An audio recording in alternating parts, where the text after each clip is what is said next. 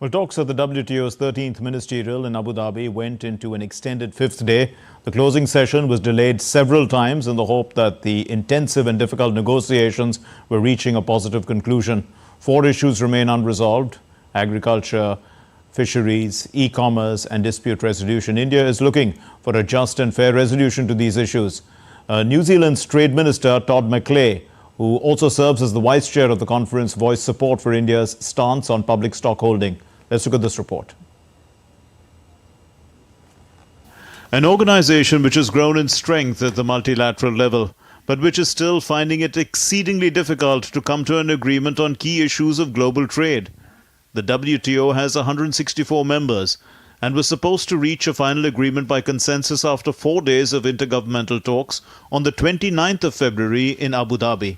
But that deadline was extended thrice, first to 10 a.m. GMT, then to 1300 GMT, and again till 1600 GMT on the 1st of March. This year's 13th ministerial conference was hoping to reach deals on ending fishing subsidies and extending a moratorium on digital trade tariffs. India and South Africa led countries of the global south in opposing these.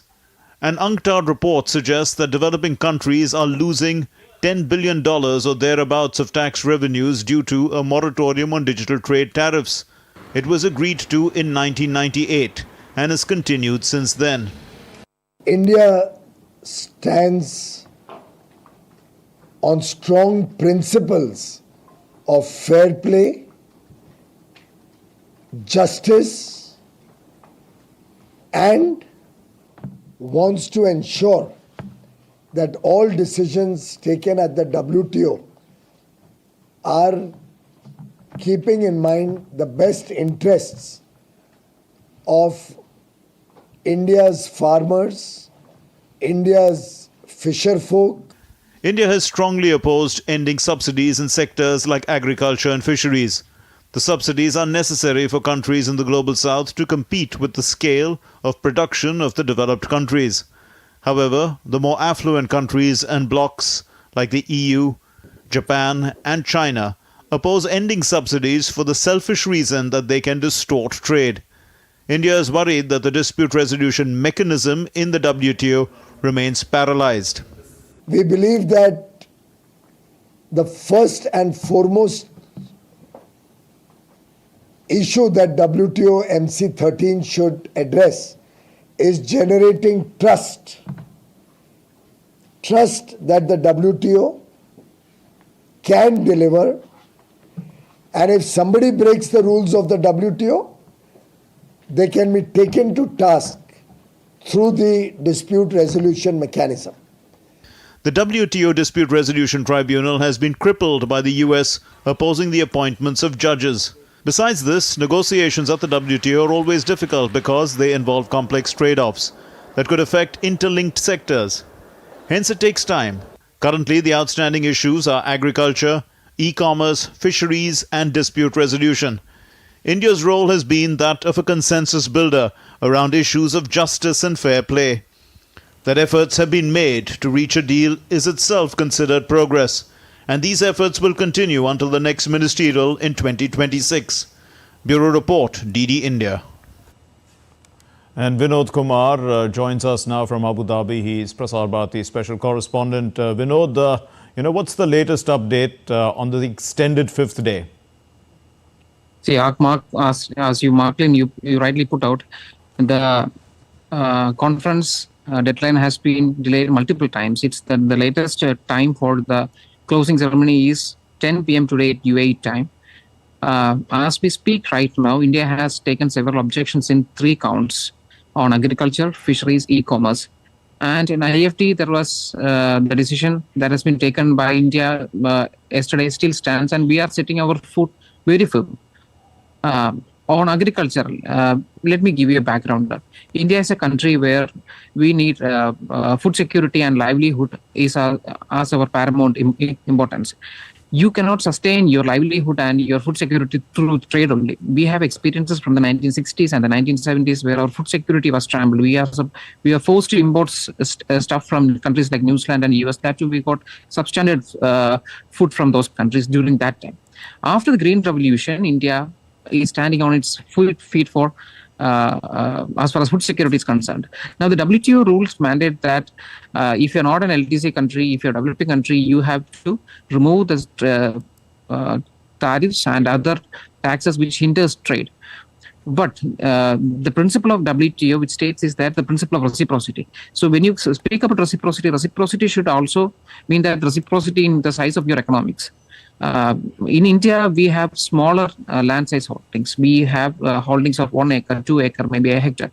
But in the countries like China and US, they do agriculture on a commercial basis. For them, producing food is motivated by profit. They want to sell the food in the international market and have market access to developing countries. Like in India, it's a huge market. Right. But when it comes to food security, you cannot depend upon only on trade. This is the main condition that India has raised in WTO. As far as India is concerned, India is the largest country in the world, and you cannot feed 140 crore people only with trade. Second thing is fisheries. China has got a fleet size of 650 and India has got none. So you cannot compare the disproportionate size of these developed countries who have historically exploited the fisheries in the deep oceans, and you cannot equate them with Indian economy. Our fishermen are small scale fishermen who knows how to have sustainable fishing, who lived with nature for centuries, who catches fish for their sustainability and for their livelihood, not for making huge profits. This is the second point that India has been raising. The third thing is on e-commerce. E-commerce, yes, as you rightly mentioned, Marklin, in 1998, we did not have a clear definition of what e-commerce was. CD was a medium then. You had digital products, which is physical in nature.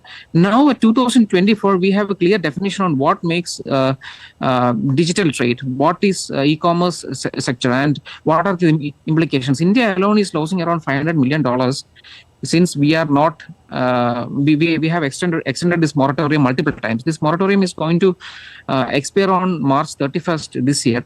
So if we extend again on his revenue loss, the second point is more important. We will not have a policy space for implementation. For example, we are pioneers in UPI. We are pioneers in other digital products. We have a digital product infrastructure policy of government of India. So if you leave everything to the multilateral forum like WTO, if there is completely free trade in this digital space, we will lose our sovereign right to make policies in this space. Quantum computing, artificial intelligence, large language models, everything comes in this domain. So we have to keep our sovereign stake intact with us. That's the third point that India has taken. And discussion, as we speak right now, discussions are continuing, and we can expect that a consensus can be made. But we have to be a little pessimistic also here. The WTO DG started her speech with a tone that multilateralism is under threat. I think what we have seen here is that the entire 13th Ministerial Conference had walked that talk. Let's see what unwinds in the next couple of hours. Absolutely. Vinod, also you did mention about the Investment Facilitation Development Initiative. So the IFD, what is the current status of that? See, India along with the developing countries like Brazil and South Africa has raised objections on IFD on 3 counts. The Investment Facilitation Agreement has to be marked to Annex 4 of the Marrakesh Agreement. That was the demand of the countries led by China. Their basic idea was, in the name of IFD, you enter this particular agreement into the multilateral fora like WTO and enhance their Belt and Road Initiative and give debts to developing countries and make sure that you have a political influence in the space. India objected it on 3 counts. The first count is that according to the Marrakesh Agreement, Article 10, Clause 9, IFD do not stand the test of being trade. It is not trade. It is investment. There are many other multilateral and plurilateral bodies across the world which deals with investment. Why it has to be taken into the fora of WTO? It is legally, it is not tenable. Second thing, the request of addition. This is where the very logic of WTO fails.